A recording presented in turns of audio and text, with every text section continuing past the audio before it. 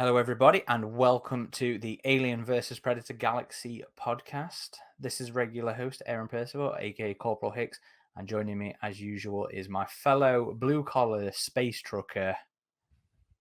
Again, it's Eric Adams, otherwise known on the forums as Xenomorphine.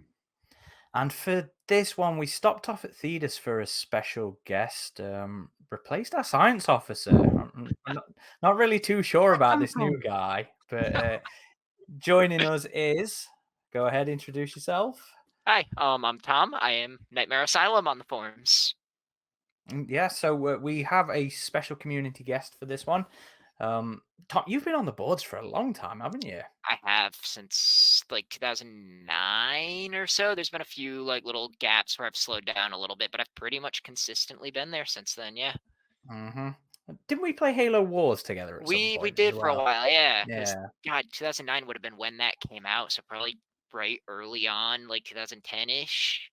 Late Mm. 2009, early 2010, when I kind of settled in on there. I remember playing various Halos with a lot of people back in Yeah. the day, which was always that's always a nice common thing. I love Halo. Everybody loves Halo. And well, to our audience as well, this is our first recorded episode of 2024.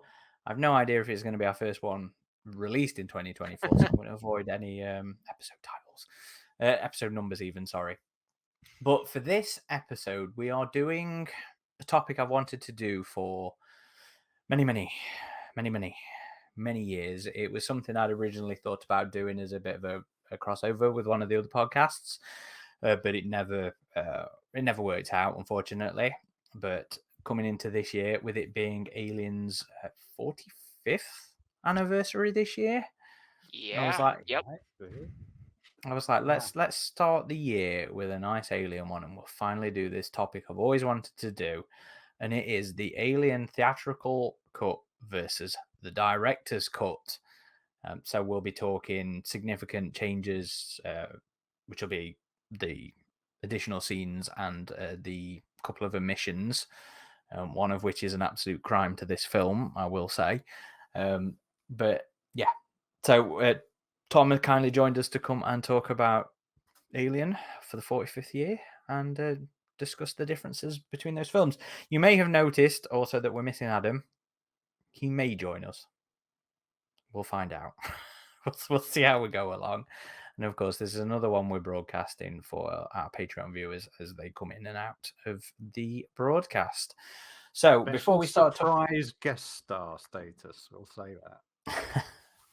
So before we start talking Alien, though, Tom, as is tradition, as your first time on this podcast, as your first time our audience hearing your voice, you've got to tell us how you got into Alien and your big interests when it comes to the franchise. Yeah. So as far as getting into Alien, that would have been 2007. I would have been in middle school. And so this was pre AVPR coming out. Because that was the end of 2007. And a lot of my friends were talking about this movie that they all really liked, Alien versus Predator, that I had caught some TV spots for a couple of years back, had heard of, but had never seen.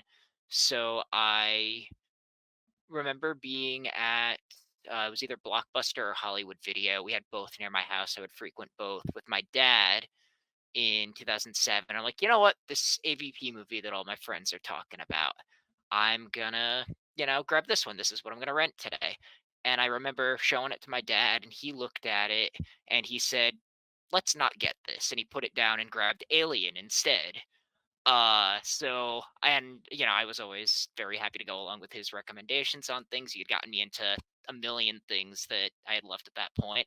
I don't know if he actually knew Alien and Alien versus Predator were, the same alien. But we brought it home, watched it that night, and I was fixated on that thing, and to the point where it became an obsession. Ended up immediately having to go rent Aliens and Alien 3 after. Uh, and it just kind of spiraled from there. Grew it into Predator, kind of adjacent, coming off of the Alien stuff, and I always liked it, though my interest has always primarily been the Alien side of things. Um, let's see, I did not end up seeing AVPR that year, despite having seen everything else. It took me until that one's cable release to get around to seeing it, and probably for the best, because that's still the only time I've ever seen that one. But yeah, out of that kind of incident there, that's what just grew into a fixation slash long term obsession for 17, I guess 16, 17 years now. That super depresses me that it's been that long for you, Yeah, and you were an AVP baby, basically. yeah. But technically, yeah, I didn't see AVP till after I'd seen, all of the Alien and Predator stuff, but that was the crux That of era, yeah. what got me into it, and I'm so thankful that my dad swapped those discs out there and got me into Alien instead. Sarah says in the comments we're so old. I'm just like, I feel so bad for Eric. If I feel old at that, Eric's fucking ancient. Oh yeah, no, I've been under a bit of a mistake apprehending thing. I thought we were doing all of the director's cuts and theatrical cuts for the entire Alien series. So I've been doing the whole thing. So I've actually had some weird thing like, oh yeah, if we talk about when's the first time I saw this, what will I say? And yeah, you come and saying, oh, in my young days, I almost saw Requiem the year it was released. Yeah, I was there before Alien 3 came out. So, Yeah, so yeah. Predators would have been the first one that I saw in theaters because I Okay. skipped AVPR and I didn't know slash care when AVP was out, and I was what was Alien Resurrection 97, so I was Yeah. 3 when that came out. Um, but yeah, so from Predators to everything except Prey, obviously, because no theatrical release I've seen on the Mhm. big screen. That's fair. Regrettably, The How do you Predator. think if you had seen that film as your first one, because you hadn't seen any Alien and Predator films, would you think it might have sparked some interest anyway if that I had don't been the first one you'd seen? I Or don't know. I don't know because I've seen so when I did see AVP, you know, in middle school, after finally seeing the other stuff, I liked it, didn't love it, and then my opinion on it has just kind of decreased over the years, but I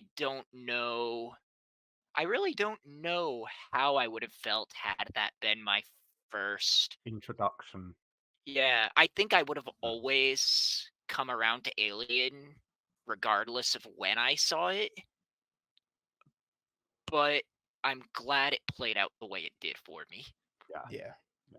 I mean, one of the things I do remember from that time was AVP did bring in a new wave of fans. Yep, It did bring in a new wave of teenagers that then discovered the films and, you right. know, revisited the rest of the franchise. And that is always a great thing about these new, when we do get new releases, for all Mhm. its flaws and everything, Prometheus probably also introduced a bunch of new fans to I the can say wider even among universe. my friends, I got a lot of them into it around in around Prometheus, and then in that time between Prometheus and Covenant, kind of through the prequels, going back and showing, the films that way. So that was a Mm. time where, like a lot of people my age that were around me were getting into it that didn't see it as kids. Yeah.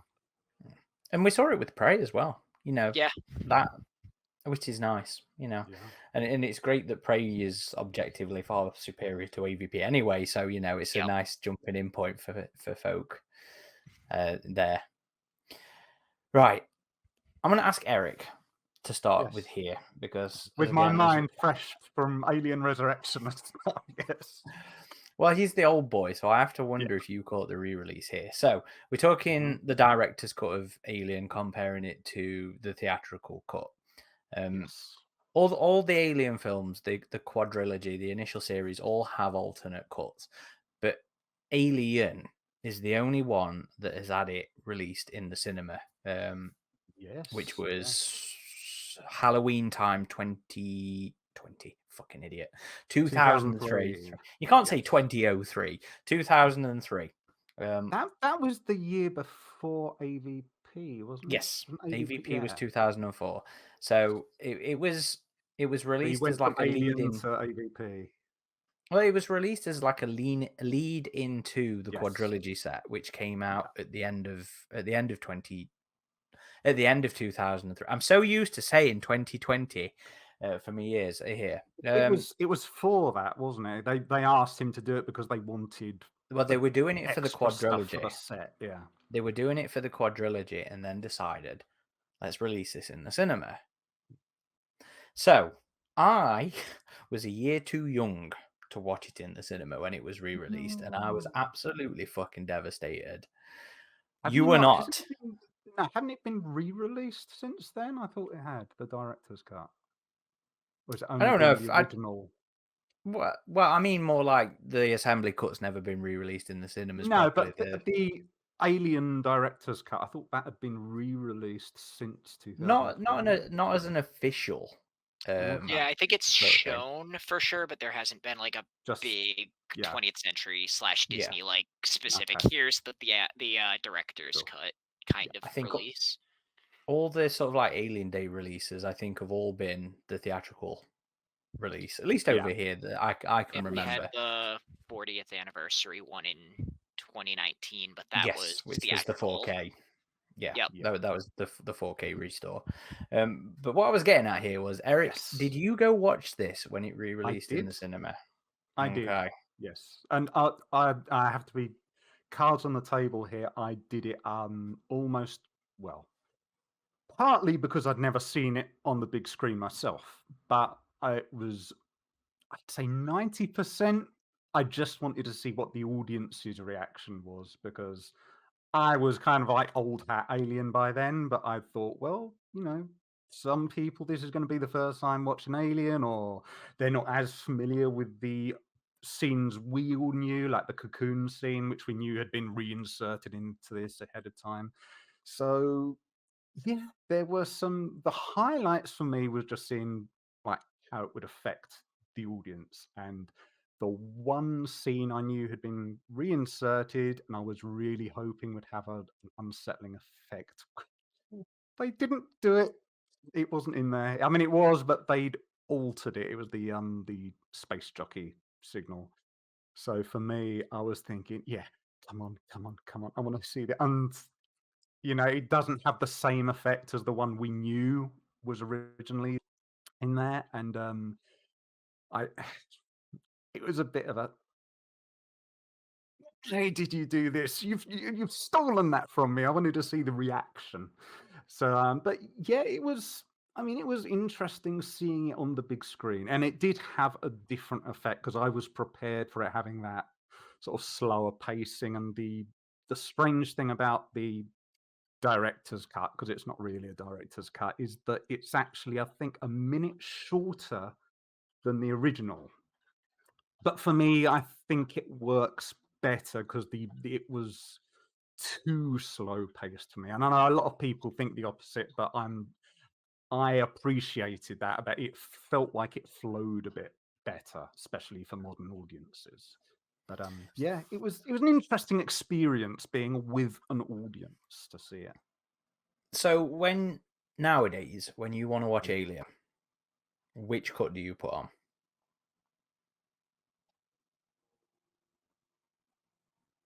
Probably this version, just because of the pacing. Okay. It does flow better for me. But when I think of, right, if you're going to do it like as the series, I would probably do the original, just because as much as I love the cocoon scene, there is that dichotomy in Aliens where they say, what is that stuff? The resin material of the hive? And she says, I have no idea, which doesn't make sense if she was in the cocoon scene. So it flows better with the theatrical just for that. But aside from that, I kind of prefer the pacing. It feels a little more cohesive in the director's cut, the re-released version, but Okay. kind of much of a muchness in terms of entertainment value. There's not massive changes about how you view them, so it's not like the Alien 3 one, Okay. which even So- then it's not massive, but there are substantial changes to certain parts of Alien 3, whereas in this one it's just like, oh, you haven't seen this scene before? Here it is reinserted into the whole. That's fair. Sarah in the chat agrees. Sarah in the chat says she watches the theatrical version when she pops it in. Now, Tom, how about yourself? Tell us a little bit about your preferred cut and your general sort of thoughts on the director's cut. So my preferred is absolutely the theatrical. It's what I saw first, but it's it has everything that I want in there. I think what's that strikes me as the when I think the director's cut versus the theatrical, even before I think of the new stuff added in the quote unquote director's cut, I think more so of the stuff that I love in the theatrical that's missing. And I think that is my biggest kind of point of contention between the two. And it's, a couple big scenes, but also just little like a few seconds shaved here, a few seconds shaved there that I think that slower pacing for me is what hooked me on the movie in the first place. It just a few seconds here, a few seconds there to really get it for it to settle under my skin. It is to this day, I would say one of the scariest experiences I've had watching a movie, and no matter how many times I watch it, when it sinks in, it gets me. Like the same moments get me every time.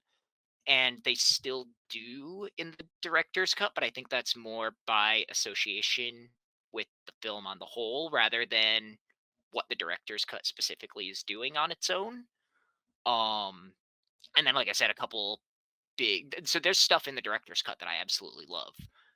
Stuff that I love to see, like the Jonesy bit, with the alien, a few other small things. But the the theatrical cut just is the complete package for me, and that's always what I sit down and choose given the choice.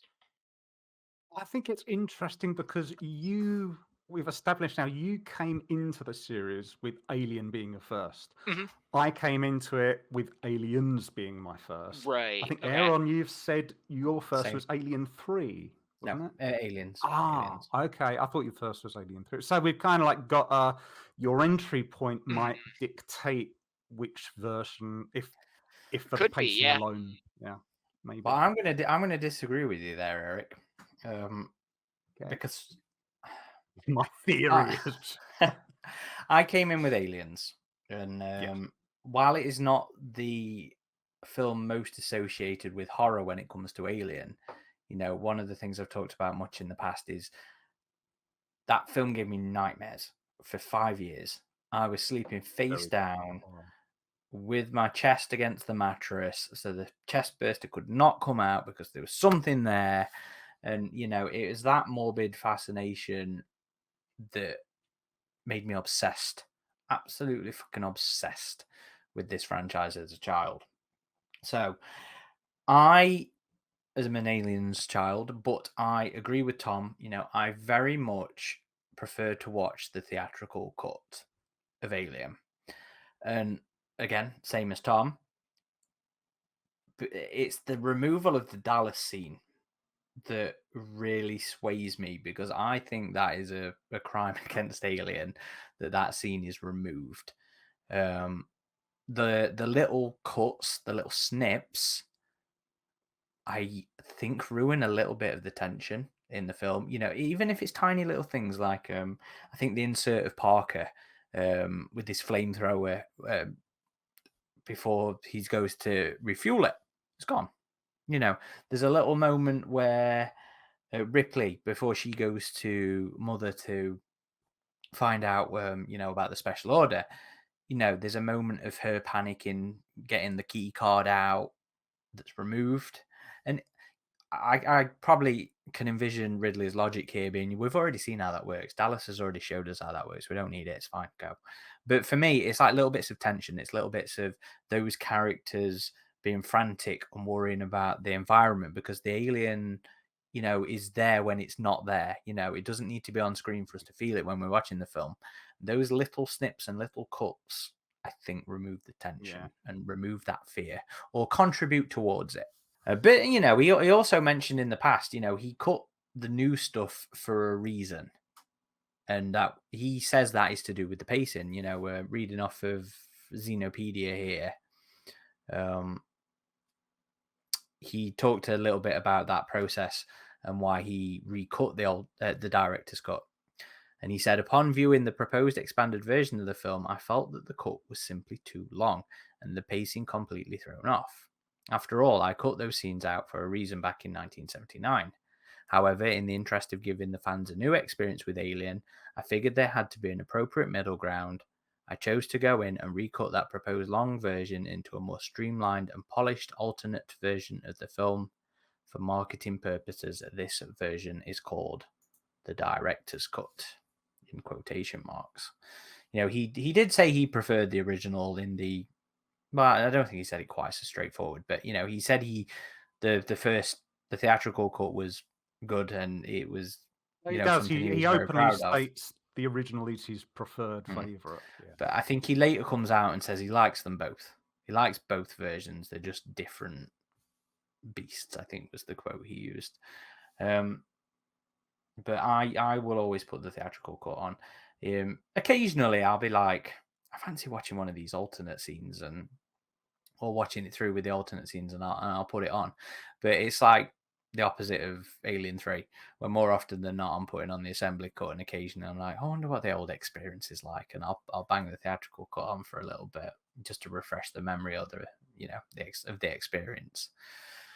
And we'll see how Adam feels about that one when he shows up. Well, just before we go, can you, just because some people watching this, I've got a feeling they'll just be thinking, oh, director's cut, it's more. But as we've said, there were things taken out of it. So when you say the Dallas scene, just explain for some people who don't quite remember, what's the Dallas scene that was actually removed from this version? Should we start talking about that cut then? That omission as part of the proper thing, proper topic, I suppose, shall I say. So the director's cut of Alien removes the scene in which Dallas goes to talk to Mother before he goes in the vents. It's a very somber scene of him asking the computer about his odds. Am I going to survive what I'm about to do? And Mother will not give him an answer. It does not compute, I think, is the phrase that comes up on the screen through some of the phrasing. And I personally feel that is the worst thing that Scott did to that film.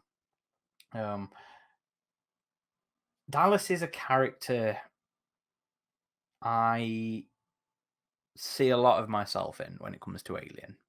He's a character that does not want the responsibility that he has, and he definitely does not want to be the man making decisions about a fucking alien running around on his ship killing people because he did not sign up for this bullshit. That's a very extreme way that Dallas is dealing with it compared to my career trajectory, so we say. But it's a not reason a starship captain. I'm not a starship captain, I'm afraid. Yet. Well, I don't think I want it, I'll be honest. I don't want to have to deal with these aliens. But yeah, but even though he doesn't want to be there, he doesn't want to be making these decisions. I just run the ship. Anything to do with the science division is Ash's thing. Even though he doesn't want to be doing that stuff, he's still leading from the front. Ripley is quick to jump to it, but I feel like a lot of that is also to do with Ripley's ambition in the earlier film, in the first film. But he's leading from the front. This is my ship. This is my responsibility. I'm doing it. And then in his quiet, in his private, you see how much he doesn't want to be doing this, how worried he is about what he's just volunteered to do. And removing that dimension from the character, I think, really does a detriment. Yeah, but also it removes something of, because Mother is effectively, it's like a tertiary character in herself. And Mother is the one who he's confiding in more than Ripley at times. And yet the one time he would like some kind of response, it's just that very cold, mechanical, I'm the face of the corporation kind of does not compute. Now, later on, there is that extra layer of nuance, you could say, to Mother herself, where Ripley's interacting and then you find out Mother is withholding things, but Mother is just being systematic. So here, he's wanting, it's even called Mother. You're given that subtext of he's wanting some kind of compassion or Some reassurance. reassurance, and it's the one outlet he has, like a Dear Diary thing, and it's just saying, I don't know, do your job, goodbye.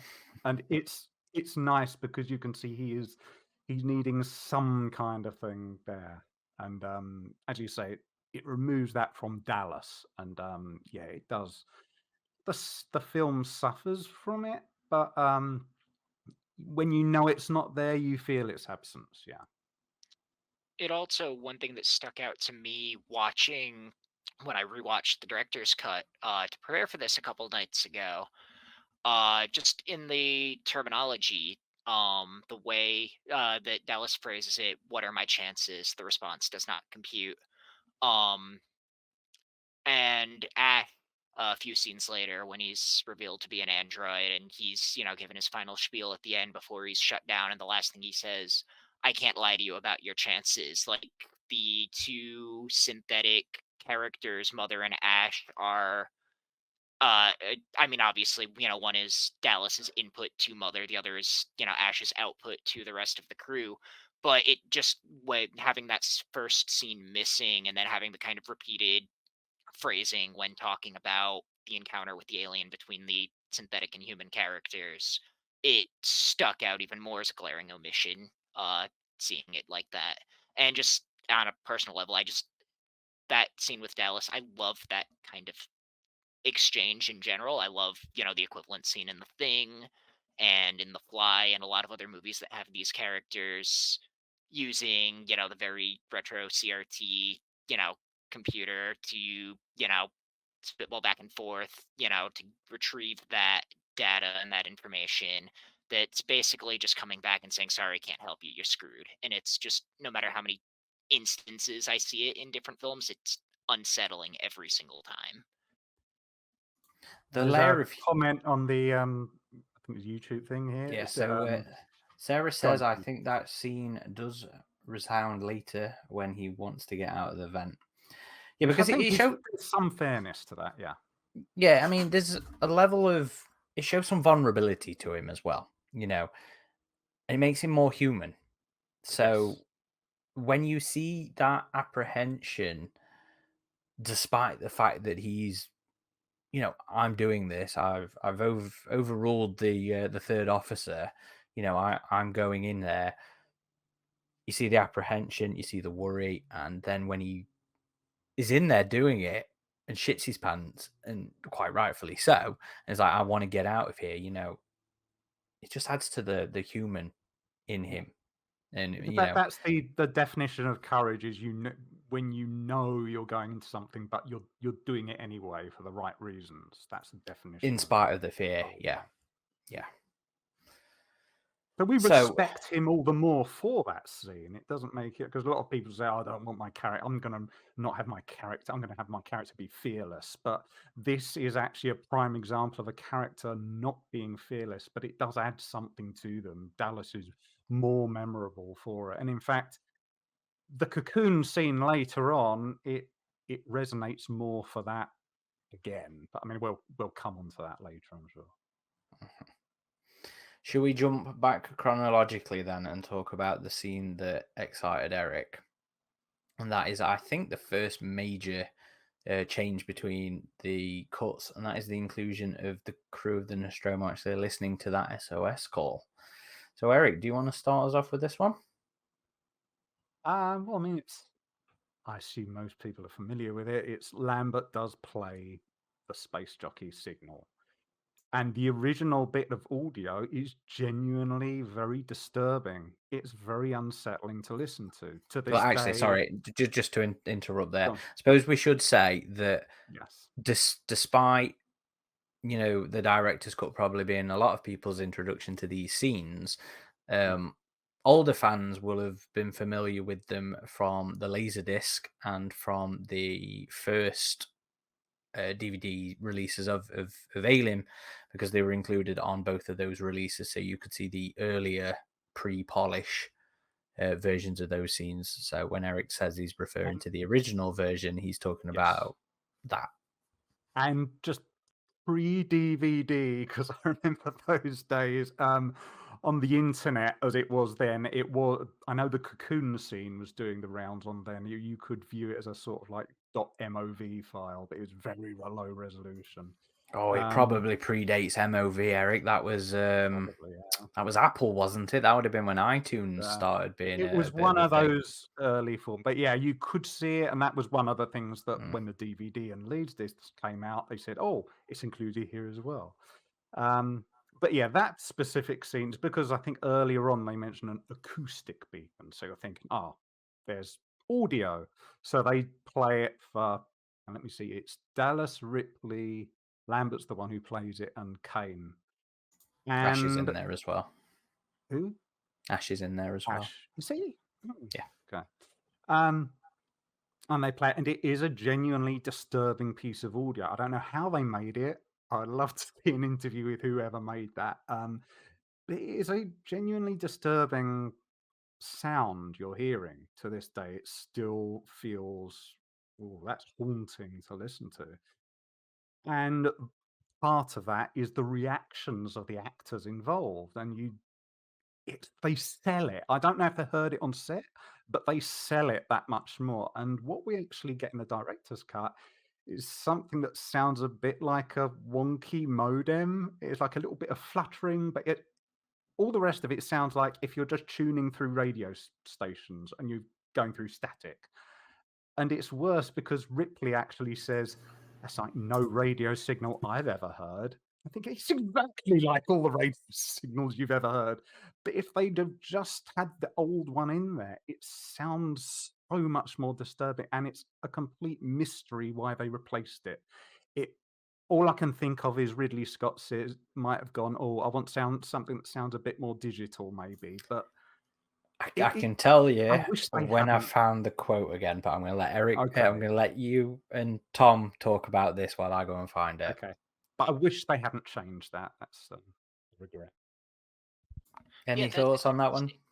It's been a long time since, like, after this, I'm gonna have to go and watch the isolated version again to hear that original sound, because it's been a long time since I've watched that version, and I don't have that sound as embedded in my head.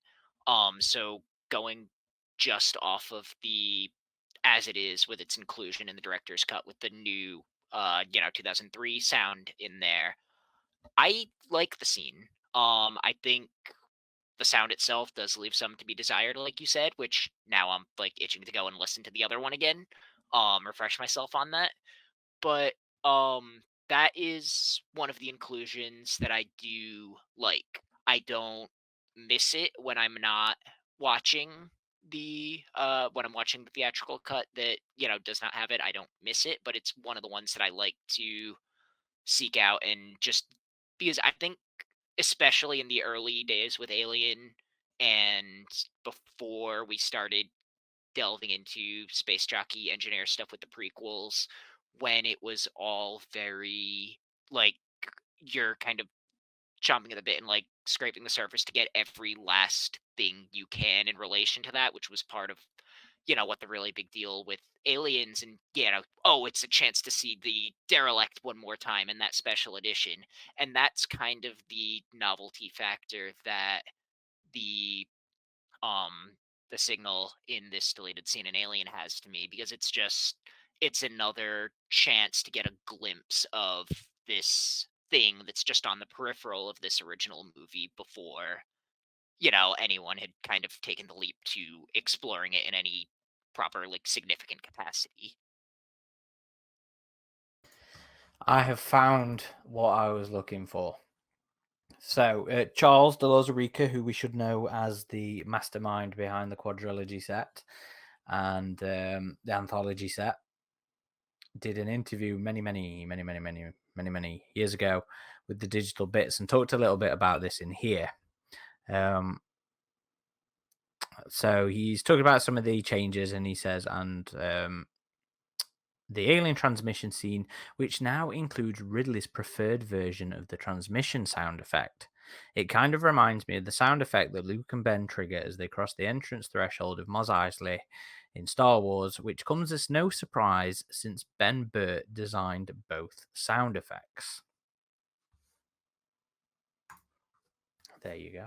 It is Ridley's That's preferred basically version. his. Yeah, I still prefer the thing about the original one. It's got this kind of resonating like the audio version of a ripple through it, and when you actually see the derelict, it feels like it would have come from somewhere that looks like that, and the egg chamber. It feels like it is a sound you'd expect to come from the great beyond of something that's made of flesh and bone. Whereas the other one is more, it's cleaner and it's more staticky. It's got that fluttery sound, but it doesn't have that. It's got this warble. Yeah. It's like it sounds like it's coming out of the ocean depths. The original, for me, that's where its power is. The original one sounds so much more otherworldly, you know.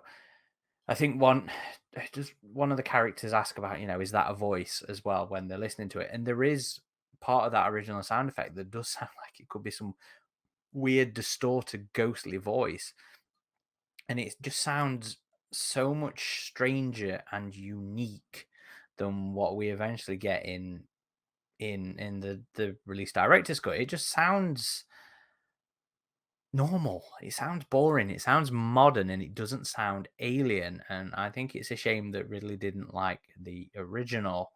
And Sarah agrees with us in the comments. I liked the original because it was completely alien, whereas the director suggested it was something you could recognize. And look who's joined us, everybody. Hey, apologies for my late arrival. I had a doctor's appointment, but I popped back here as soon as I could. By the way, welcome, Tom. Good to see you outside of the boards. Yeah, nice to see you. So, Adam, go on. Theatrical cut versus director's cut. Which one do you prefer? Which one do you watch the most? And feel free to tell us your thoughts on the distress signal scene. So the director's cut is kind of special for me because that was the first Alien, Predator, anything from these franchises movie I had ever seen in theaters. I think I was still under 17 at the time, but in the States, if you're under 17 and a parent or guardian takes you, you can still see R-rated films. So I think I was 16, and my dad took me to see the Alien director's cut, and part of the reason was I love that film. Another part of the reason was I was hoping to see the AvP teaser trailer that was attached at the time. I forgot about that. Yes. Yeah. The panning of the suits. That's right. So it was a really cool experience to just see that in a theater for the first time. I think when it comes down to it, I do prefer the theatrical pacing wise. But the director's cut, I'll always be down to watch because I think it has a lot of interesting new shots, especially with the xenomorph, and especially with the obvious scene which needs no introduction at the end of Ripley finding the nest on the ship, which kind of contradicts a bit with her not recognizing it in Aliens a little bit. But yeah, I said that. Yeah. Overall, I think we get some interesting new material in terms of seeing more of attention after Ripley didn't allow them back on the vessel because of the quarantine. So yeah, I'm down to watch either. I think while I prefer the theatrical, I just kind of like the pacing more, but it's not definitive for me. Like I could really go either way if someone wanted to throw one on. I think the next significant inclusion is probably Lambert and Ripley having a little tete-a-tete. Just to interject really quick before that, There is one small one that I think is worth mentioning before that, and that is when Kane is looking into the egg and you actually see the gun in his hand. Yeah. Which I had completely forgotten about until I rewatched the director's cut a couple nights ago. And it's just, I think the weaponry is just such an interesting sci-fi design that Mhm. never really carries over into like that particular brand Anything of else? sci-fi Yeah. weaponry doesn't continue into anything else in the series, and it's just cool to get a glimpse of that you really only ever see in like that production still, mostly with the group shot with someone holding it. And Doing the that very Star one, Wars pose. yeah, yep, Yeah. that one just totally blindsided me. That I'd completely forgotten about when I sat down for my director's cut watch a couple nights ago, and it blindsided me in a good way. And that was the laser pistol, right? Yeah, the EVA pistol. It does. Yeah. It has made a resurgence lately. It was in Fireteam Elite and the RPG as well, I believe. Yep, I know it is in the Both RPG. went through them, Yes. yeah. It's not great in Fireteam Elite, is it? No. And it It has to depends with the warm up, right doesn't it? attachments. It can do some good critical damage, but you do have to time your shots pretty well. Yeah, I agree with you there. Aesthetically, it's a very unusual, very sci-fi looking piece of equipment. I mean, when you think of Alien, though, you don't think of it in terms of the hardware like you do when it comes to Aliens. Right. So No, but it's fair. It's fair to mention that in Prometheus you do see energy bolts. Mhm. So I think they did return so to the boring, concept. so boring in but- Prometheus. Well, I think that's basically where weaponry is going now. So in a weird way, Aliens it felt more grounded for its time, but as time is actually catching up with it, it's weirdly the energy weapons concept, which is going to be more where we will be by that point. But yeah, it's sort of, there are two barrels on it, aren't there, on the thing that Kane's got in there? There's like one on the top, one on the bottom. It might even be a Space 1999 prop or something from another It production. was a I don't know. cap gun or something. I think it was a commercially available cap gun or water gun or Because it something looks like like a this. DIY tool, which is probably because they're the Nostromo crew. They're probably it's Put a it together. tool for it's an industrial tool. It's just that it has a secondary purpose. But I think they do actually say laser Break out the weapons. weapons. Yeah, break and out the they weapons. do say something about lasers. There's also a warning sign, the famous Nostromo symbology things, and one of them does say about lasers on it. So yeah. I think the lower part of the weapon is supposed to be a flashlight, is it not? I don't think you Might see it used be. as that, but Maybe. We don't know. It looked interesting for its time. yeah, it's definitely a visually unique weapon, and even amongst the Alien franchise, it's a very unique looking. It would have fitted in with this actually Alien came about because of Star Wars. They wanted something that would be sci-fi and make money. So it looks like it would have fitted in a Star Wars film. It looks plausible. So yeah, it's a nice piece of design. Sarah brings up a good point in the chat. For her, it doesn't fit because later on they're making random weapons out of random stuff. Then they have this scene that suggests they already have armaments on board. I can understand that. After they realised they couldn't shoot it though. Yes, so that's true. That's true. Yeah, I think they come up with the idea of flamethrowers to herd it to an airlock, not to try and damage it, because that was the point of the acid. They didn't want to injure it. But whether cooking it would cause acid to come out, I don't know. Well, it's like you said though. I think at that point the idea is to herd it. Yeah, they wanted to herd it. Yeah. Not to... Okay. Should we talk about the slap then? You bitch. Which one? To the cat box or? No, that's later. The Lambert slap. Oh, Jonesy. Jones gets hits about so much in this film. The director's cut. Go on then, Adam. Have you got any thoughts on that slap? That scene? Yeah, it was a little neat to just see more tension of the crew after they had their disagreement with Ripley, and then Ash ended up opening the door and letting them in. And then Lambert is like, you were going to leave us out there. We didn't know what this thing was, and is expressing that frustration with a slap, and they get into a scuffle. And then over the intercom, we hear Dallas, reprimanding Ripley, saying, I give an order, I expect it to be followed. She's like, well, it's against the law. And he's like, I don't care. You still follow my order. So it was. She was right. She was the executive officer. She was in the right. Yeah.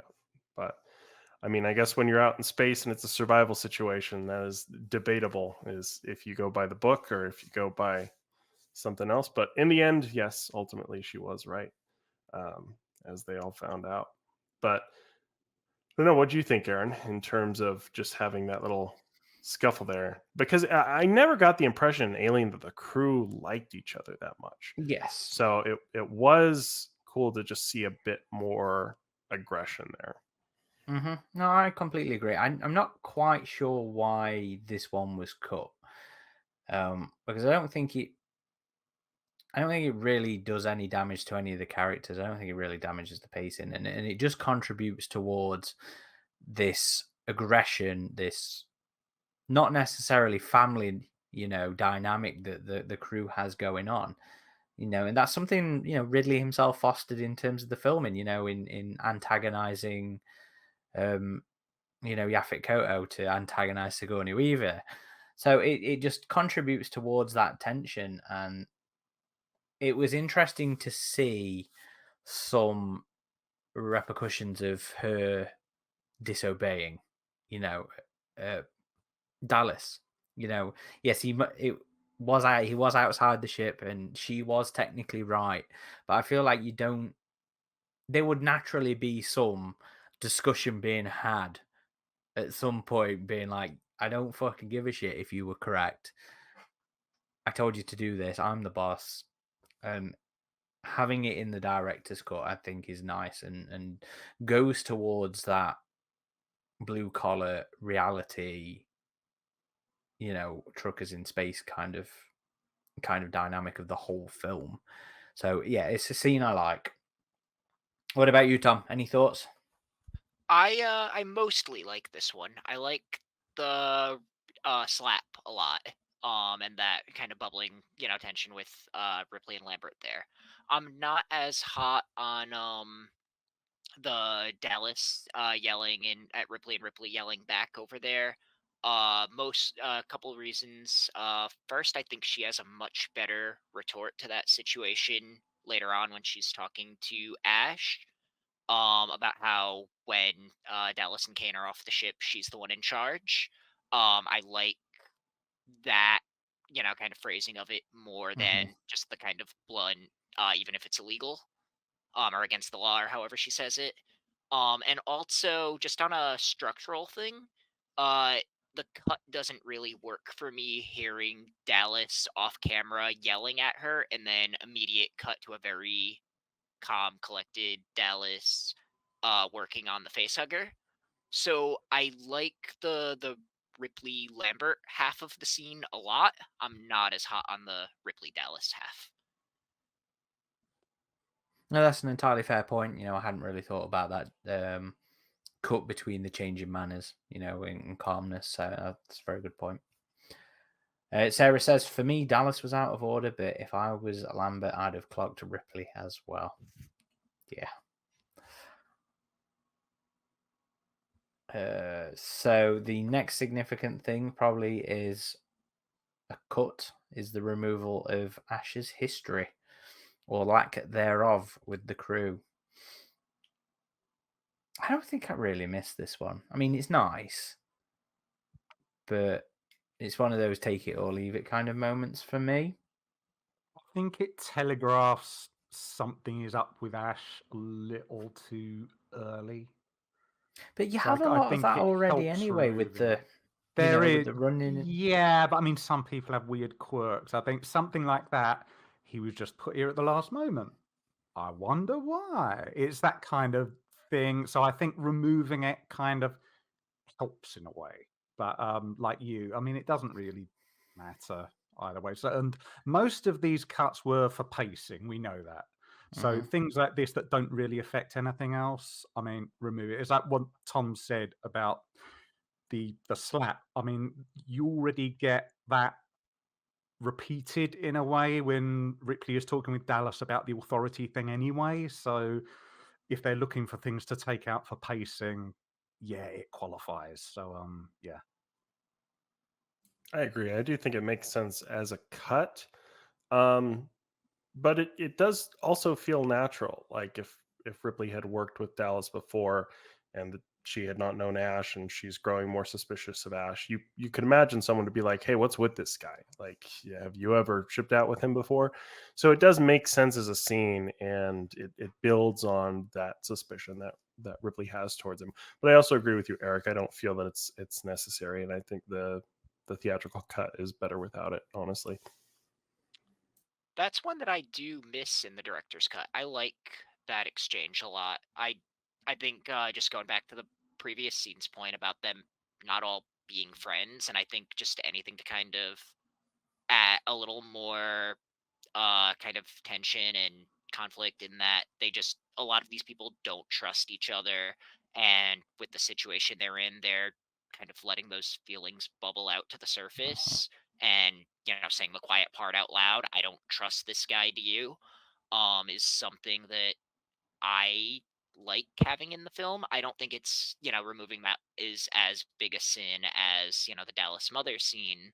But it is something that kind of sticks out to me that I miss in the director's cut. Yep, that's fair as well.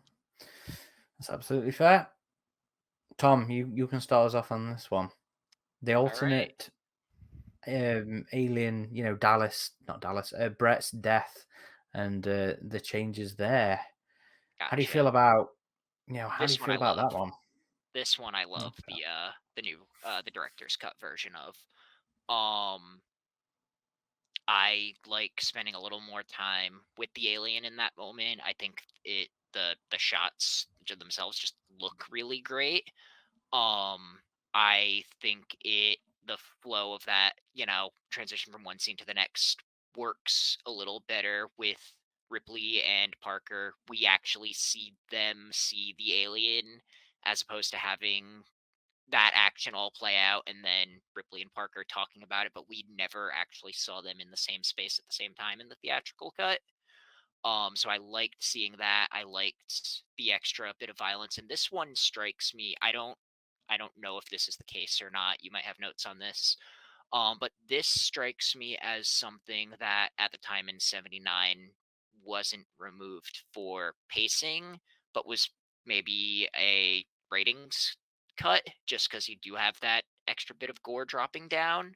I don't know if that's the case, but that's how it feels to me. Well, I would just point out just what you're saying. I remember Jaws would have been what, 74, and that had Quint literally being eaten alive with True, lots that of is gore. true. So I Yeah. think that would have been the precedent for that. Yeah. hmm Yeah, I don't know.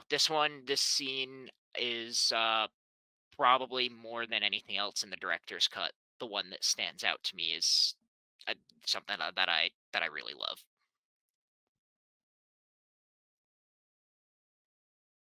Adam, do you want to go ahead on that one? Yeah, I agree with you, Tom.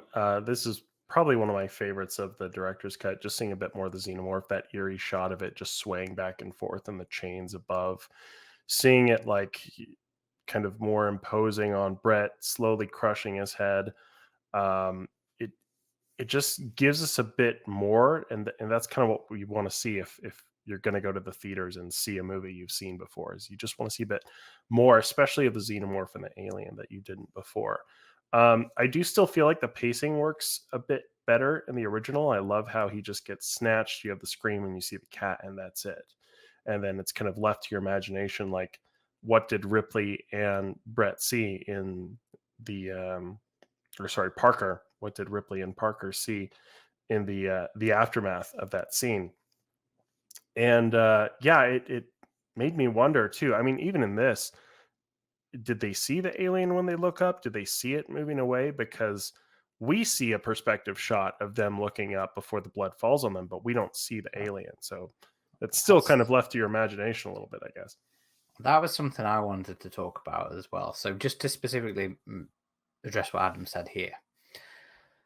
Again, the laser cut, the Alien Legacy deleted scenes, it plays out a teeny bit different.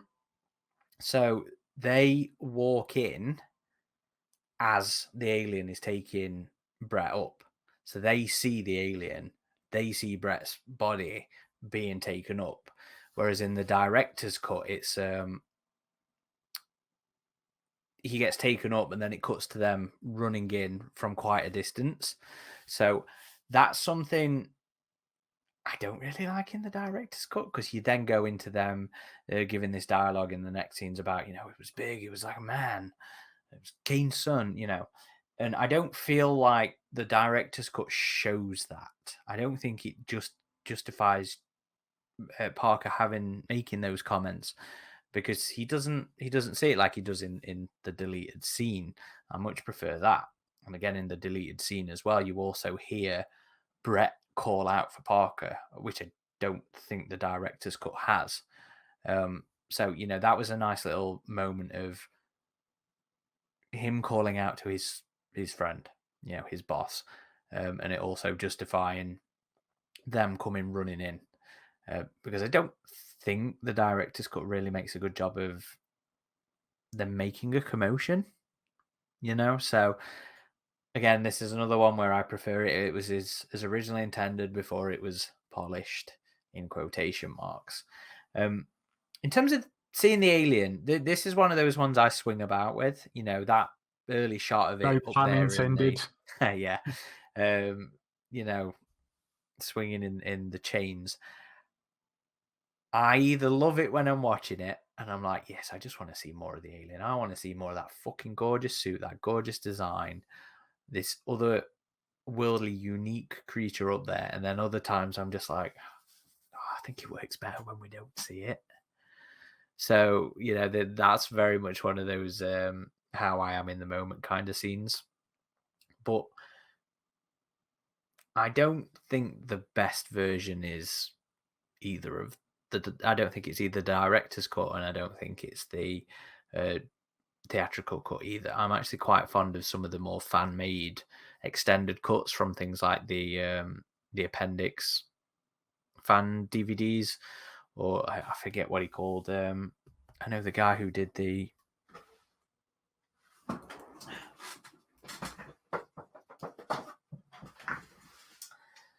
virtual assembly cut. I like the fan-made assembly cuts where it's all the extended bits of that scene, and you get to see a lot more of the gore. You get to see a lot more of the violence. The alien pulling Brett into it, the clamping down on the head, and you're seeing the blood drip down. I very much enjoy all of that, and I don't like it edited down in either version, but that's me. If you haven't seen this, if you haven't downloaded this, I do recommend people get a copy of the virtual assembly cut. I think the work print was what the earlier version was called, but yeah, it's a fan edit of like all the outtakes, all the deleted scenes put together. A little is good, more must be better. That's how I feel about Aliens, the special edition, and that's how I feel about the work print stuff for Alien. Sarah says, I feel the original gave more emphasis on Brett and his experience, which reflects the final scenes of Parker and Lambert, rather than the experience through another character's eyes. Yeah, that's also fair. Yeah, with them running in, and it just kind of feel a bit more lonely as well, doesn't it? Yeah. It feels more isolated. Brett is there on his own, and he doesn't have the support of any of the other crew. Yeah, I like that. And it's a horror and a tension kind of thing.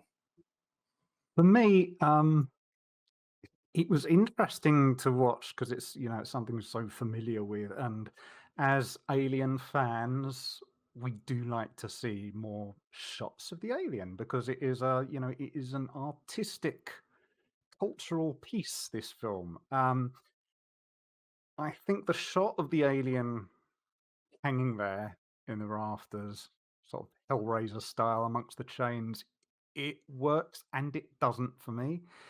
It works because I can see what they were going for. They were going for like how you see it in the escape shuttle, where you realize, oh, it was there all the time. It doesn't work for me because when you see the alien, it's let me do in the front again.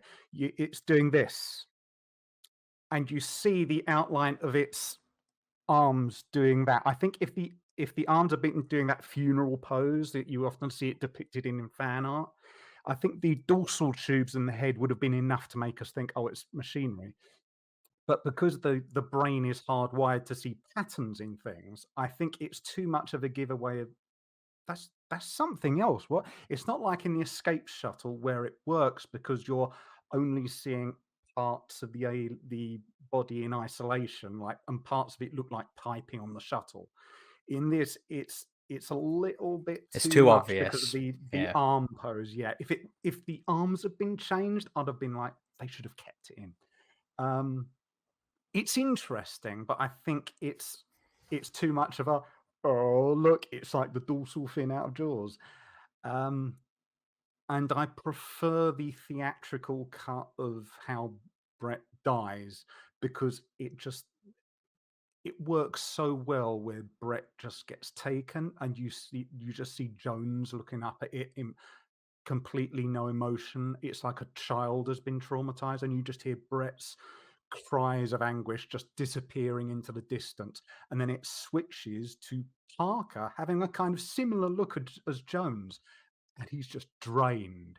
And you just feel like him and Ripley were wandering in and they just saw something which is so alien to them because they've been looking for something the size of a snake, and they saw Brett being abducted by something that big that your mind just goes, they must have seen it. And even though Brett's flailing and screaming, they must have just been dumbfounded by what the hell is this? And the way Yaphet Koto, there are only a few lines of dialogue, but you just see, the way he says it, it's big, it's huge, and he sells that like he's a big guy. Like if he was pissed off with you, you wouldn't want to go out to him in a dark alley. But he sells that part so well. He's like the one guy in the crew who you could count him in a fight, and he sells this so beautifully well that he has been. It's something ghastly. It's something literally out of his nightmares, and he's seeing it for real, and he wouldn't have been able to react because he's just frozen like some people do in those kind of situations. So, and I just think it works so well going from the cat just staring up, and it just goes into, and you're hearing Brett, all you're hearing is Brett screams, and they dial down, and then it's Parker, and in the director's cut it goes from the cat and chaos, where Ripley and Parker rushing it, and there's that chaos, blood drips, and they're seeing it, and there's a bit of chaos, and it goes to silence again. And in the original, it's just much more haunting, and it stays with you because it's haunting. And Brett's death has more impact because less is more. So for me, the theatrical cut works better. I agree with you there. I feel like viewing it as a fan who, again, has seen the movie before, it works well in that context, just wanting to see more, but cinematically it's more effective in the theatrical. It's more chilling in the original, Yeah, I love that linger on Jones's face as you hear Brett screams. It goes through you far more, I think.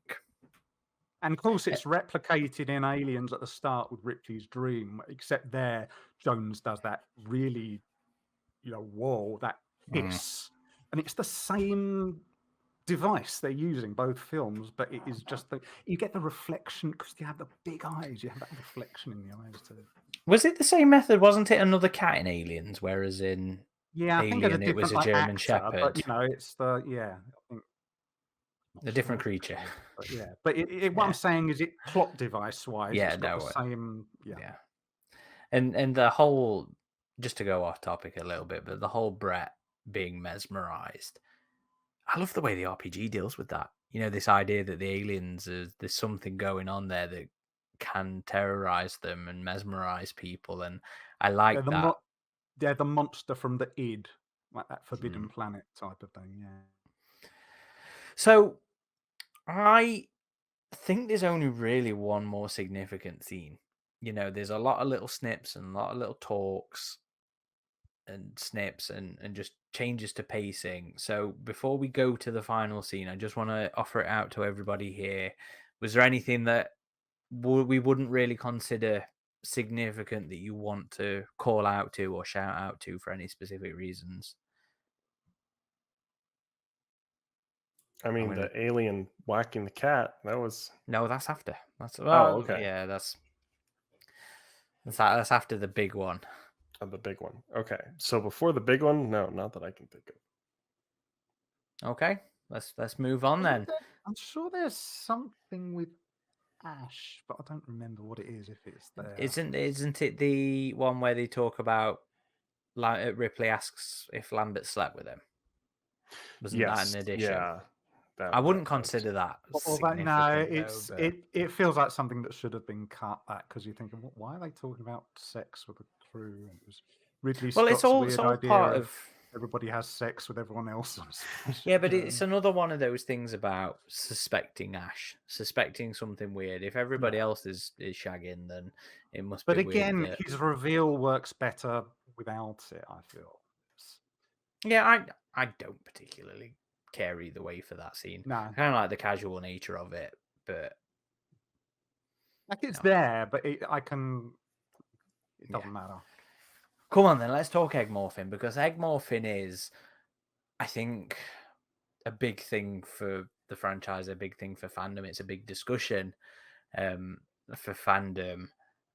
And of course, people knew about it for a long time, before even the laser disc, before the DVD, thanks to things like the Book of Alien and the random making of stuff back in the 70s. Cameron knew about this, but decided he did not want to use it. Yeah, and the Alan Dean Foster novelization. Yes, was in there. That was my introduction to it, and the way it was described in there really got to me back then. And then I found out Book of Alien, and you saw the concept art and stuff, and I want to see it. That was the effect it had on me back then. I want to know what it looked like. I bet this was the big draw of this release. Absolutely, is this scene. So, Tom, did you know about this scene before the director's cut? Before watching the director's cut? Yes. Yeah, so, I mean, like I said, I had gotten into Alien. It was after this cut existed, though. I don't know if I specified. My introduction was the theatrical cut. Yeah, so I knew about this. Of course, 2007 was also a much easier time to see things on the internet. So it wasn't long after I got into Alien and became obsessed and, started diving into everything that I learned that this was a thing and ended up seeing this scene out of context, just on its own, as a standalone scene before eventually seeing the director's cut and seeing it inserted back into the film. Um, Something that fascinated me the second I heard about it. And then as far as it as a scene, because as a concept, it's something I absolutely love. As a scene, I don't think it works in the movie at all. I 100% understand it being cut from the original release, and I don't, begrudge that at all. It and it has nothing to do with the contradiction, the discrepancy in, portrayal of, the alien reproduction cycle versus in later films. That's kind of really neither here nor there to me. I think it's interesting as an alternate take. I'm someone that's, very vocal online about, my love of Covenant, and I don't mind seeing different takes on things within the series. I'm not really a a stickler for continuity in that regard, so that's not where my issue here comes. I think it just grinds the whole escape to a halt at the end of the movie. It's something that, taken on its own as a scene, I will sit there and watch it and love what I'm seeing, but the second it's there in the movie, it does not work for me. Uh, bookended where it is in the film proper. You cannot be more right. This scene was not originally placed here in the script. In the script, this takes place before she sets off the self-destruct. She hears it when she's sort of in the engineering area, going to do the self-destruct. And my big note on this one is it should have been placed where it was originally placed in the script. For that exact same reason, Tom. Why the fuck is she taking this time when the ship's blowing up, about to blow up around her, because she hears a groan amidst all the klaxons? This wasn't taking place. There was no alarms going off. She could hear a loud groan, and she goes to investigate it because she's not in the middle of a countdown. This was Right. It also originally intended. gives more of an incentive for her to do the self-destruct. Yes, because Like, she's she's just seen seen this what's- horrific fucking Yes. sight. And she's saying, I cannot allow this to exist. It's too much of a horror for her. Mm-hmm. So I completely agree with you, Tom. Out of context, as it was originally intended, I fucking love this scene. I am very much a fan of Eggmorphin. Yes, it contradicts the Queen, but we fandom, we're nerds. We have explanations for this bullshit. It's an emergency egg. The drone knows there's no queen about, so he's creating one. He's creating a queen egg through this method. There's all sorts of bullshit we can come up with to justify the coexistence of one. It of still both. coexists if this is a way to create queen facehugger eggs. That totally fits, yeah. And as a scene, I very much like it. I think it is. Again, I prefer the deleted scene version because it's longer, it's tenser, it's a bit more drawn out. This is Ridley keeping things snipped for the director's cut. But yeah, I love the scene. I love the effect of the hive in this one. I love the visual of poor Brett, so close to fully transforming. All this goop and shit, and he's nearly unrecognizable. And Tom Skerritt's pain as Dallas, those groans, those begging, which again is something that becomes a bit of an Alien staple. Kill me, arguably made more of a staple by Barbara Coles in Aliens, but it was here first, guys. It was here originally. But let me ask, as talking about the original deleted as opposed to the version this, for Brett, maggots or no maggots?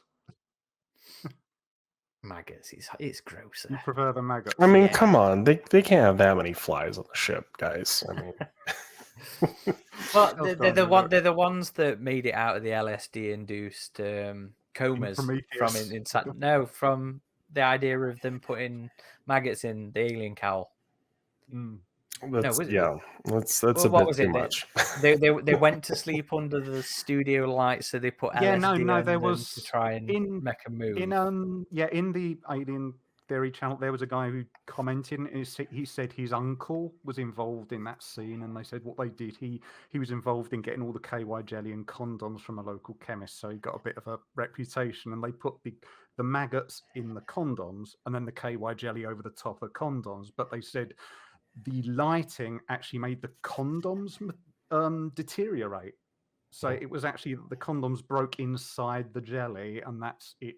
Yeah. I am glad that idea was discarded, because one of the things I like the most about the Xenomorph is how much it crosses over between the beautiful and the horrifying.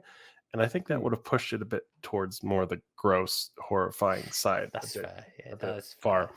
As far as that scene goes, yeah, I agree with you guys. It does break the pace in that third act. There could be an argument that it's a nice little breather for that, so it's not so breakneck. I mean, it's still a very tense scene, but it is a stop along her escape, so it still is kind of a breather.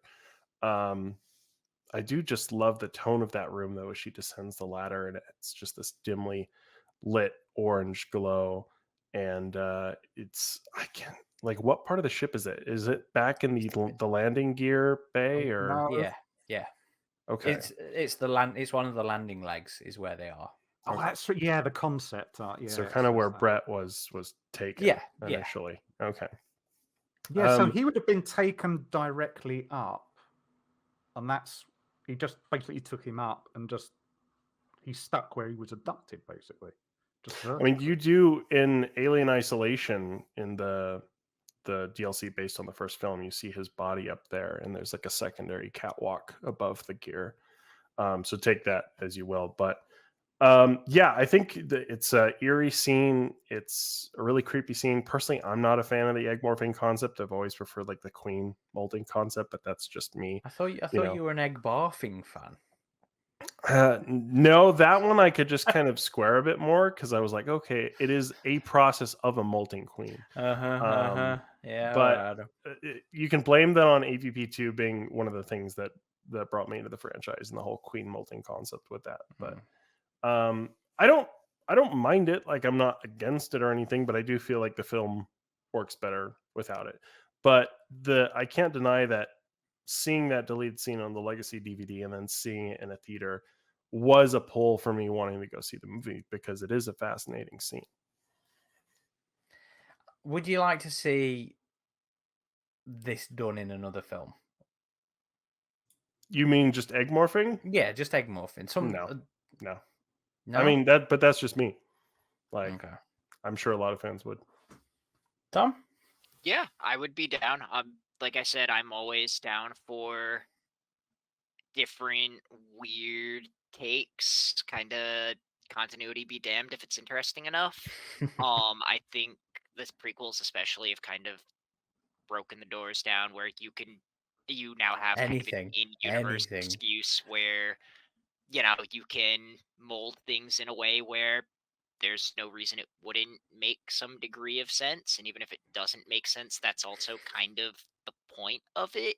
It's just this unsettling thing in its own right. So it's not, a concept I'm like, let's definitely see it in the next movie or whatever. But also if it, kind of blindsided me and happened in the next movie, be if it's done well, I'd be pretty into it. I think it's a visually interesting thing. It's pretty different from what we've actually seen on screen, in these movies outside of, obviously that scene itself. I think it could shake things up in an interesting way. Not clamoring for it, but would be very into it if done well, yeah. I would say I'm clamoring for it. I would love to see this in a movie or a TV show or something. I'm utterly fascinated with this scene and this method of reproduction. Sarah says I didn't like this scene. In the original, Alien had the introduction of a soul alien. Aliens brought the Hive and Queen as new news. And Jim obviously knew about this and it off anyway, which is fine. It was a deleted scene. He was not beholden to this.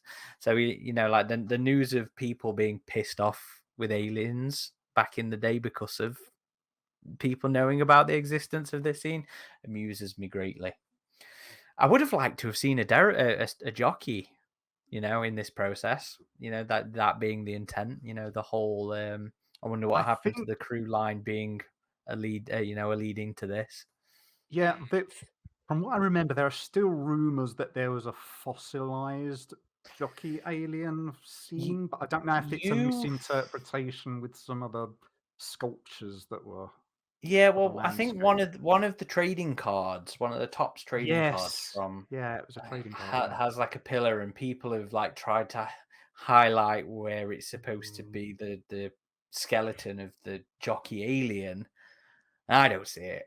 I don't see it personally, but what's it called when you there's a word for where you think you see something. Pareidolia. Something like it's something with a P in it. You're but seeing patterns in the art there. I think recently watched the director's cut for this, and I hadn't seen it for ages. I will say what's weird, because you said about originally it wasn't meant to be after the self-destruct, it was before. And I'd agree it works better if it had been for that, but I did notice Ripley does the self-destruct, then she goes down the ladder to here. We don't know why. Jones isn't with her at any time. She does the flamethrower thing, so obviously she's not on her way to anywhere. She just goes back up the ladder, and all of a sudden Jones's little box is with her, and she puts it up the ladder. So it's a weird error, continuity error with that. I will say I love how this scene is done. I still wish it had been there originally. This is the one thing I always think they should have included. And I think in the director's cut, pacing wise, because it is actually, there is stuff that's cut out of how the original cocoon scene was. For me, it does work.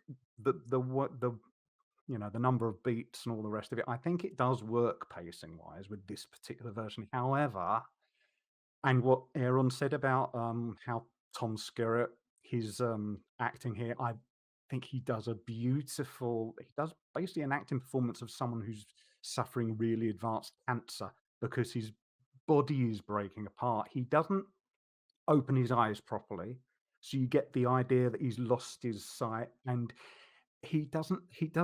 I don't know if it was Ridley Scott or Tom Skerritt coming up with this idea, but he doesn't speak. He speaks by inhaling. So you're getting the idea that even his vocal cords are breaking down. He says, sort of thing. So he's speaking through breathing in, and it creates a really disturbing ambience. You get the sense that he is falling apart and he's feeling something inside him, because he's not, for Brett, he is becoming another egg. But the one thing I wish they kept from the original is Ripley talking to Dallas, and she says, "What did it do to you?" And he doesn't answer, and she says something else. I don't remember. Oh, she says, It says, "Oh, I can get you to an auto dock. I can get you out of here." And he just says again, "Kill me." And that reinforces he is going through something so traumatizing, so agonizing. He just wants her to not kill him, but kill him in the most painful way possible with a flamethrower. And you think to yourself, what could be so agonizing that you want to be, flamed to death, like the modern version of witches at the burning at the stake? I wish they had kept that extra bit of Ripley dialogue. But even without it, I think it's really well done. And they've sharpened that image up so well. If you look at the original deleted scene, they've got rid of the maggot somehow on Brett. That's probably just a different take. It might. There are some different. You see her looking around at different angles and stuff. But how it is presented here, it is the most polished we're ever going to get, and I think it works well. It's just that, like you guys said, it should have been inserted somewhere else. But I still love it. I think this, if anything, creates a reason to watch an extended edition of Alien. It is always going to be the cocoon scene, because that is something everybody knew about, everybody wanted. Unless it's something we still haven't seen in the derelict, or the still open question of whether the box alien from the comic adaptation exists, because I'm sure it's out there somewhere. This would be the reason you go to see this added, more of Alien. It is always going to be the cocoon scene, and it is sold in such a way that I'd say this is far more horrifying than what we see Kane going through. It's more drawn out. It's so much more disturbing. He is not. You don't actually see anything happen to Dallas, but you know something is happening to him on the inside. And Tom Skerritt's performance especially as well as Sigourney Weaver's, like she's doing reaction, but his performance through that. This would have been something the audience is at that time would never have been exposed to. It really was on another level of horror back then. But even now, it's beautifully done, and I wish they would have somehow found a way to keep it in there. But it's like the scene in Aliens where you see Ripley finding out about her daughter. It's not horror, but it's one of those things that you say it should have had that scene kept. So if I watch the director's one, it's because of this scene, like at least 50% of the reason. Okay. So I think there's only really one. It's not even massively significant, but there's one bigger change, and Eric sort of led into this, talked about Jonesy's box. Go on, Adam. Tell us about beating cats up.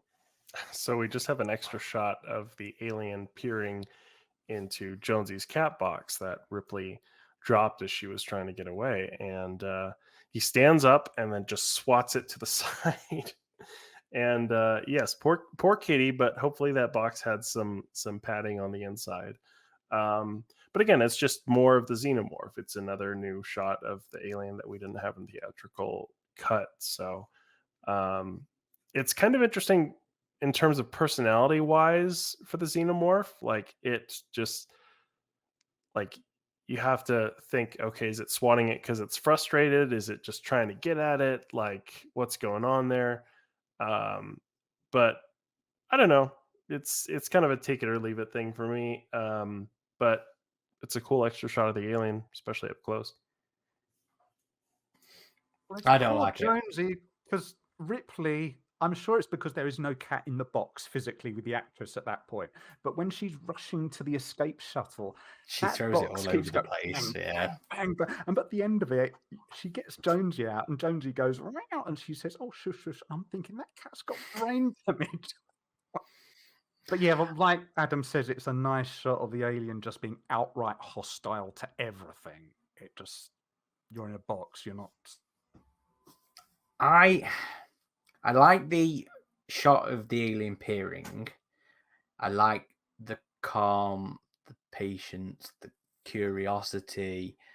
I don't like the sudden swat. I like very much like the steadier depiction of the alien in this film. So I can be without this one, I'm afraid. Yeah, I think I'm mostly in the same boat there. I love the pairing. I think I'd even like the SWAT if it was a little more curious and a little less like with violent intent, as it's just looking and figuring it out. But then just like production wise, it's interesting just looking at the two cuts of the film. This is maybe like this is a small moment, but it's the one that almost feels the most obvious that something is cut when you're watching the theatrical movie, just the way the score kind of stops without actually ending or transitioning into another piece of music.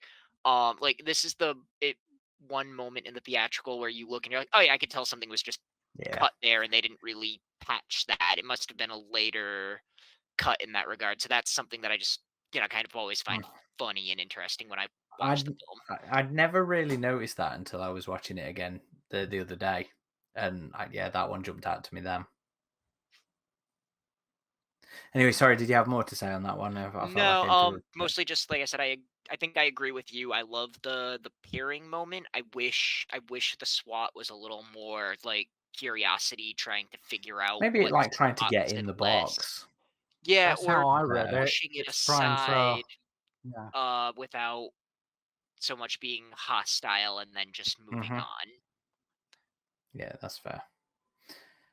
I think that's everything I have to say on the DC versus the TE argument. My thoughts on it after this discussion still haven't changed. I would always rather watch the TE. I would rather watch the things about the DC in isolation. I'd rather watch the Cocoon scene on YouTube or on as a separate thing on special features. But occasionally I'm curious enough to go back to it and give it a go. But I'm glad that the theatrical cut is generally the one that ends up being replayed when we get these lovely Alien Day showings at the minute. This is gonna kind of sound trivial, but I always thought it was interesting. The director's cut poster was just the same thing except a silver border, except for white. And part of me is like, couldn't you have like done something a little different? But then again, that poster is iconic, so it's like, okay, they want to stick with the poster. But that was the first poster I ever had from the franchise. Was the director's cut one. Just a little, again, a tangent and an aside there, and that was because you worked in a movie theater. no, right? this was well before that. Oh, okay. Mate, I was 14 when this came out. I didn't. I don't know. I don't know when you have jobs over there in the UK. When you're 18, buddy. Oh, okay. No, the webmaster of one of the old AvP sites gave it to me for free because it was slightly damaged. Absolute AvP, AvP2.net. It became Absolute AvP. I forget which it was at the time. And sent me this copy because it'd been slightly damaged and they didn't want to give it away in the competition that they were running. So that was my first ever Alien poster. You still got it? No, it was long gone. As a kid, I did that heinous thing of blue tacking or nailing them to walls. I had an old Alien 3 one sheet as well that I did that too, and I regret because those Alien 3 one sheets cost a fucking fortune to buy now, and I would very much like one now. I've got fancy movie one sheet frames above my computer, but again, that's a tangent. The one I'd like to see made into a poster is that, the alternative Alien 3 one with the above the Earth saying, "On Earth, everyone can hear you scream," with the cracking egg. Can you see anyone make that into a poster? Which is weird because that's one of those, famous what if things. I'd really like to see that as a poster. I'd get that. I'm sure you can get your own fan one made there, Eric. Probably. I don't know. I've only seen like really low resolutions of it. So, that's fair. Right, Adam, do you want to whore us out? Sure. Thank you for watching or listening, however you consume our podcast. We always appreciate a rating. It really helps us out a lot on any of the platforms you happen to be listening or viewing this on. You can always find us on our main hub of activity, which is our website, avpgalaxy.net, where we have all sorts of good stuff like editorials, news on the latest happenings in the franchise, interviews, as well as old school message boards where you can engage with other fans. You can also find us on all the major social channels: Facebook, Instagram, Twitter. I'm going to stop calling it X. No one else is calling it X. And Threads. And to our Patreon supporters, thank you very much for our support. Our Patreon supporters are watching us record this live right now, so they get all the outtakes and any screw ups that we may do. And if you are considering it, go ahead and check us out on patreon.com/AvP Galaxy. And of course, we just dropped our second genetic memory. I say we've just, as of recording, we very recently dropped our second episode of the Genetic Memory Patreon exclusive podcast, which is tangentially related stuff to Alien. And we discussed Dead Space on the second episode. Finally. And I think for our third one, we're going to do... Without warning, the Kevin Peter Hall Hunter Alien one that he did before Predator. I think he's Without Warning. We'll double check. Is that what we're doing? You gotta let me pick one. Yeah, but we said there's got to be so many, Adam. Come on. He's obsessed Legend. with picking a topic at the minute. Jesus Christ. We got to do Galaxy of Terror. That's what we will do. Galaxy of Terror, of course, at some point. That can be number 4. How about that? Okay. If that's our next one. Do Legend though. Or Creature. What's the one you mentioned, Eric? Legend. The unicorn movie Legend? Yeah, because it's a Ridley Scott one. Oh, okay. It does feel like a very cinematography. good companion piece to Covenant in a lot of weird ways.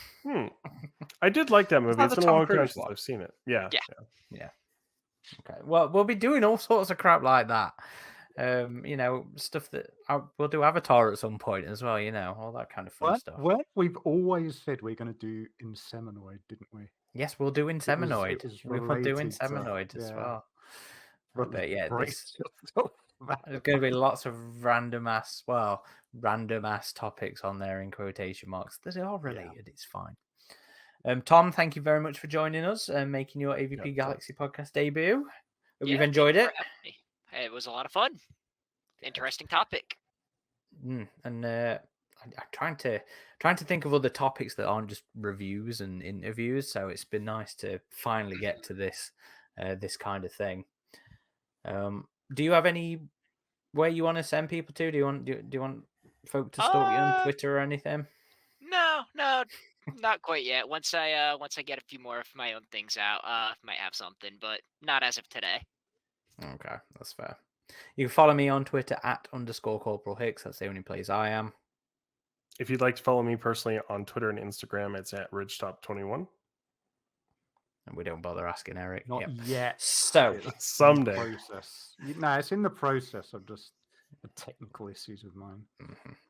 And if you haven't already, I recently posted a article and a video on what happened to Dr. Elizabeth Shaw following the events of Prometheus, just looking at some of the alternate fates that she had in the scripts, or the suggestions from some of the ancillary material, and of course some thoughts from Matt Hatton and Dane Hallett, who were the illustrators, the artists responsible for David's drawings of Shaw's very fucked up fates in those drawings. So head on over to YouTube, head on over to AvP Galaxy, and check out that piece. Let me know what you think.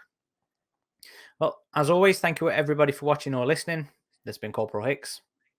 RidgeTop. Xenomorphine? And Tom, Nightmare if you Asylum. want to.